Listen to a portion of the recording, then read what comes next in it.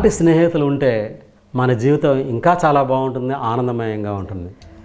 స్నేహం అనేది ఎక్కడ ఎలా ఏర్పడుతుందనే తెలియదు ఇద్దరి మధ్యన.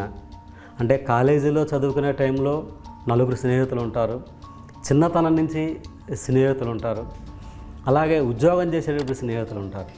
ఏ స్నేహమైనా ఏ స్నేహితుడైనా స్నేహితులైనా కూడా కష్ట సుఖాల్లో పాలు పంచుకునేవాడే నిజమైన స్నేహితుడు.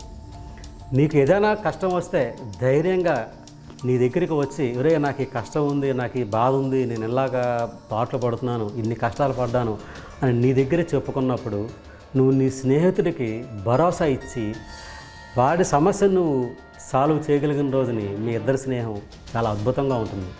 అలాగే రెండోది, స్నేహితులు చుట్టాల్లో కూడా మారుతారు. అంటే నలుగురు స్నేహితులు, ఆరుగురు స్నేహితులు కాలేజీ టైంలో ఉంటారు, చదువుకునే టైంలో ఉంటారు. వాళ్ళల్లో ఎవరో ఒకళ్ళిద్దరు బంధువులుగా మారుతారు, అమ్మాయిని అబ్బాయిని ఇచ్చుకుంటూ ఉంటారు. అలాంటి స్నేహితులు ఉంటే మన జీవితం ఇంకా చాలా బాగుంటుంది, ఆనందమయంగా ఉంటుంది.